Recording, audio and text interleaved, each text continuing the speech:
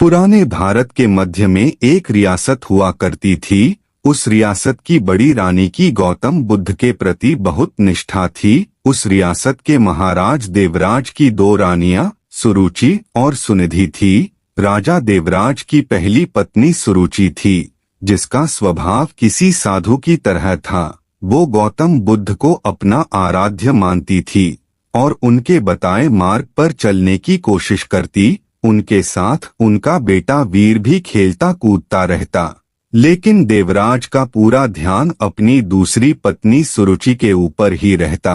वो देखने में बहुत ज्यादा खूबसूरत थी। इसी खूबसूरती की विलासिता में महाराज खोए रहते थे और पूरे महल की सुख सुविधाएं दूसरी पत्नी सुनिधि और उसके बेटे सुमंत को ही मिला करती। दोनों ही पत्नियों के राज दुलारों की खिलखिलाहट से पूरा महल जगमगाता रहता।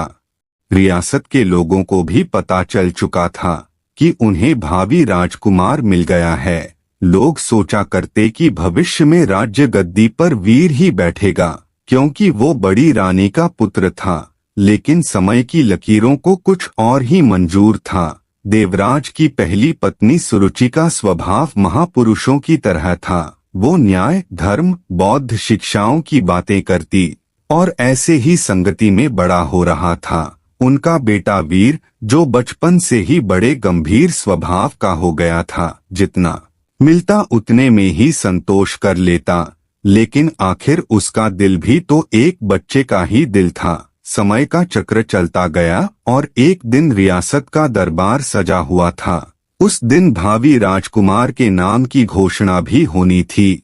सभी अस्वस्थ थे कि वीर के नाम के रूप में उन्हें भावी राजकुमार मिलने वाला है। महाराज अपनी प्रिय पत्नी सुनिधि के साथ सिंहासन पर बैठे हुए थे।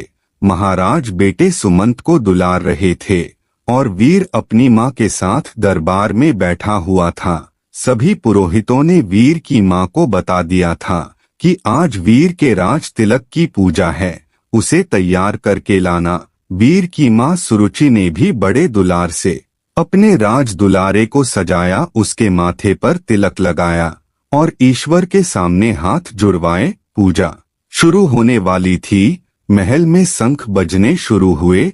पुरोहितों ने वीर का नाम भी लिया। बालक वीर सौम्य अंदाज में पिता की गद्दी की तरफ बढ़ा और अपने पिता के पांव में अपनी छोटी सी हथेली रख दी। पिता आशीर्वाद देने के लिए हाथ उठाते कि दूसरी रानी सुनिधि ने वीर को पीछे ढकेल दिया। वीर की आंखों से आंसू गिरने लगे। भरे राज दरबार में से रानी सुनिधि ने वीर की कलाई को गुस्से में मोड़ दिया, उन्हें सिंहासन पर पहुंचने से रोक दिया और अपने कड़े शब्दों से और सख्त आवाज में रानी ने कहा, तुम इस सिंहासन और महाराज की गोद में बैठ नहीं सकते। सिंहासन में बैठने वाला काबिल हो या न हो, वो चहेती रानी का पुत्र ही होना चाहिए। तुम दासी के बराबर वाली रानी के पुत्र हो। सिंहासन पर मेरा पुत्र सुमंत ही बैठेगा और जो सिंहासन पर बैठेगा प्रजा उसी की इज्जत करेगी, उसी को मान सम्मान देगी। तुम जाओ अपनी माता के पास और बुद्ध की सेवा करो। मेरे रहते तुम्हें मान सम्मान कभी नहीं मिल सकता। आगे रानी ने कहा, जाओ पहले अपना भाग्य बदलो। इसके लिए तुम्हें पहले मेरी कोख से जन्म लेना पड़ेगा। यह सब सुनकर पूरा राज दरबार स्तब्ध रह गया। सबको आश्चर्य हो रहा था कि आखिर महाराज देवराज कुछ बोल क्यों नहीं रहे। लेकिन महाराज की आंखों के सामने सुंदरता का मुंह चढ़ा हुआ था। वो रानी का विद्रोह नहीं करना चाहते थे। अगर वो रानी का विद्रोह करते तो उनकी विलासिता भरी रातें खराब हो जाती। वीर को अपनी सौतेली माँ की बातों से ज्यादा बुरा अपने पिता के चुप रहने का लगा। कुछ देर बाद वो राजमहल के बाहर चला गया। संध्या आरती का समय हो चला था। वीर की माँ ने उसे अपने पास बुलाया। वीर का चेहरा देखकर वो घबरा गई। वीर ने उनसे कहा, पिताजी हमारे साथ ऐसा क्यों करते हैं? अब मैं क्या करूँ माँ? क्या मुझे कभी मान सम्मान नहीं मिलेगा? इसके जवाब में वीर की माँ ने अपनी उंगली का इशारा एक मंदिर रूपी कमरे की तरफ किया। ये कमरा कुछ दूरी पर था और इसमें महात्मा बुद्ध की एक मूर्ति रखी हुई थी। जिनके बताए मार्ग पर वीर की माँ चला करती थी। वीर ने पूछा कि वहाँ क्या है माँ? इसके जवाब में उन्होंने कहा कि वो महात्मा बुद्ध है, वही तुम्हें सिद्ध बनाएंगे, उनकी शरण में जाओ बेटा। बुद्धम शरणम गच्छामि, बुद्धम शरणम गच्छामि। ये पंक्ति सुनते ही वीर के हाव भाव के साथ महल की हवा भी बदल रही थी। बरसों से खुद के साथ हो रहे भेदभाव को सह लेने वाली रानी सुरुचि अपने कोमल से बेटे की आंखों के आंसू नहीं देख पाई। उन्होंने कहा, बेटे तुम्हारे लिए इस सिंहासन से आगे का सिंहासन बना हुआ है, लेकिन उसको पाना इतना आसान नहीं है। उस सिंहासन तक तुम्हें महात्मा बुद्ध की शिक्षाएं लेकर जाएंगी। लेकिन वीर को ये समझ नहीं आ रहा था कि आखिर कौन सा वो सिंहासन है जो राज सिंहासन से भी बड़ा है। उसके कानों में तो अभी भी सौतेली माँ के ताने गूंज रहे थे कि वो अभागा है। लेकिन वीर की माँ ने देर नहीं की और उसे बुद्ध की मूर्ति के सामने लाकर खड़ा कर दिया और कहा कि अब सिर्फ महात्मा बुद्ध ही तुम्हारा कल्याण करेंगे। तुम उनके बताए मार्ग पर चलो, उनकी शिक्षाओं का अनुसरण करो, तुम्हें पता चल जाएगा कि जीवन का असली सुख कहाँ है। वीर ने सवाल किया कि माँ, क्या बुद्ध का स्थान पिता से भी बढ़कर है? इस भोलेपन पर वीर की माँ को हंसी आ गई और उन्होंने कहा कि वो सबसे ऊपर है, वो महात्मा है। माँ की हंसी पर वीर का दिल आ गया और उसने कहा कि ठीक है माँ, अब से मैं बुद्ध की गोद में ही बैठूंगा, कठिन से कठिन ध्यान करके उन्हें प्रसन्न करूंगा, उनकी शिक्षाओं को अपने जीवन में उतारूंगा। वीर ने बड़े ही दृढ़ निश्चयी आवाज में कहा, देख लेना माँ, एक दिन बुद्ध मुझे अपनी गोद में जरूर बैठाएंगे। रानी अपनी बेटे की मासूम बातों को सुनकर हैरान रह गई। उन्होंने वीर को गोद में उठाया और कहा कि पूरे मन से बुद्ध की बातों का अनुसरण करो। वीर ने गोद से उतरते हुए जवाब दिया कि आज से मेरे आराध्य बुद्ध हो गए हैं।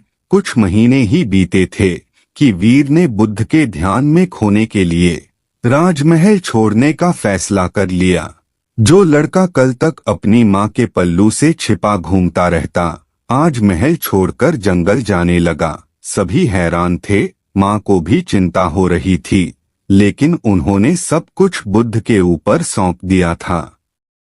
राजमहल और माता पिता को प्रणाम करके वीर बुद्ध ज्ञान लेने के लिए जंगल की ओर निकल गया। महाराज देवराज को भी अपनी गलती का एहसास होने लगा, लेकिन अब भी वो कुछ न कर पाए। करीब कई 100 किलोमीटर दूर जाने के बाद वीर की मुलाकात एक बौद्ध भिक्षुक से हुई। वो एक कुटिया में रहा करते थे, वहां उनके कुछ शिष्य भी थे। वीर ने बौद्ध भिक्षुक से ज्ञान मांगा और कहा कि उन्हें बुद्ध से मिलना है। इसके जवाब में बौद्ध भिक्षुक ने महात्मा बुद्ध की कहानी बताते हुए कहा कि खुद को जान लेना ही बुद्ध को जान लेना है। लेकिन फिर भी वीर ने बुद्ध से मिलने की जिद नहीं छोड़ी। तब बौद्ध भिक्षुक ने कहा कि तुम अभी आराम करो, मैं कल तुम्हें बुद्ध से मिलाऊंगा। पूरी रात गुजर गई और वीर बुद्धम शरणम गच्छामि का जाप करता रहा। सुबह हुई तो वीर ने बौद्ध भिक्षुक से फिर सवाल किया। उन्होंने जवाब दिया कि अभी मेरी एक अंगूठी खो गई है, उसमें मेरी जान बसती थी, उसे ढूंढ दो फिर मिलवाता हूँ। वीर भी उस अंगूठी को ढूंढने लगा। सुबह से रात हो गई, लेकिन अंगूठी नहीं मिली। फिर बौद्ध भिक्षुक ने वीर को दीपक लेने के लिए कुटिया के अंदर भेजा। वहां पहुंचकर उसने देखा कि अंगूठी तो अंदर ही संभाल कर रखी गई है। यह दृश्य देखकर वह बहुत दुखी हुआ और उसने बौद्ध भिक्षुक से कहा कि जब आपने अंगूठी को कुटिया के अंदर रख दिया था, तो फिर मुझसे बाहर क्यों तलाश करवा रहे हैं? इसके जवाब में बौद्ध भिक्षुक ने कहा, इसी तरह तुम्हारे अंदर ही बुद्ध विराजमान है, तो तुम उन्हें बाहर क्यों ढूंढ रहे हो? खुद को मोह से, सम्मान से, लालच से, दूसरों की बुराई करने से, विलासिता से, हर बुरी आदत से खुद को दूर कर लो तो तुम्हें खुद के अंदर ही बुद्ध मिल जाएंगे। इस सीख से और महात्मा बुद्ध कैसे सिद्धार्थ से महात्मा बने थे, ये कहानी पूरी जानने के बाद वीर को पता चल गया था कि अब उसे बुद्ध के बताए मार्ग पर चलना है और गहरे ध्यान में डूबकर खुद को जानना है। धीरे धीरे समय बीतता गया और वीर आत्मज्ञान को प्राप्त होता गया। ऊंची चोटी पर पहुंचकर वो ध्यान में लीन हो चुका था। उसने अपने जीवन से सिंहासन की चाहत मिटा दी। उसे अब ऊंचे मन के सिंहासन पर बैठना था। समय के साथ साथ सन्यासी वीर की प्रसिद्धि भी बढ़ती जा रही थी। यह बात मध्य रियासत तक पहुंच गई थी कि पर्वत की शिला में कोई बड़े प्रतापी बौद्ध भिक्षुक ध्यान में मग्न रहते हैं। राजमहल के तरफ से उन्हें बुलावा भेजा गया। रियासत की हालत ठीक नहीं चल रही थी। महाराज का दूसरा बेटा विलासिता में बर्बाद हो चुका था। सुनिधि का सौंदर्य भी खत्म हो चुका था। वहीं दूसरी ओर वीर की समृद्धि और लोकप्रियता दूर दूर तक फैल चुकी थी। एक दिन था जब वीर को सिंहासन पर बैठने के लायक नहीं समझा गया था। एक दिन और आया कि बौद्ध भिक्षुक के रूप में वीर ने राजमहल में कदम रखा। प्रजा की आंखों में आंसू भी थे और सम्मान भी। महाराज और सुनिधि हाथ जोड़े ग्लानि में रो रहे थे। वीर की मां के कानों में भी बच्चे वीर की कही बातें साफ साफ गूंज रही थी। बौद्ध भिक्षुक वीर ने महात्मा बुद्ध की प्रतिमा को प्रणाम किया और कहा कि दूसरों की सेवा से बड़ी कोई विलासिता नहीं, कोई भी सिंहासन कोख से नहीं बल्कि काबिलियत से तय होता है।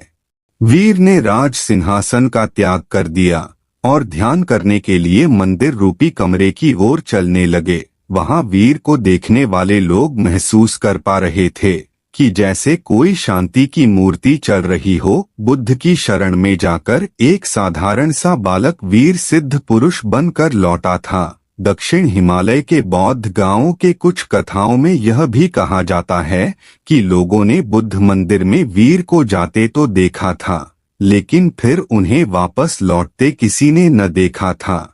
वहां बस उनके बौद्ध भिक्षुओं वाले वस्त्र रखे हुए थे। कहते हैं वीर बुद्ध की गोद में बैठ चुके थे, वो सिद्ध हो चुके थे।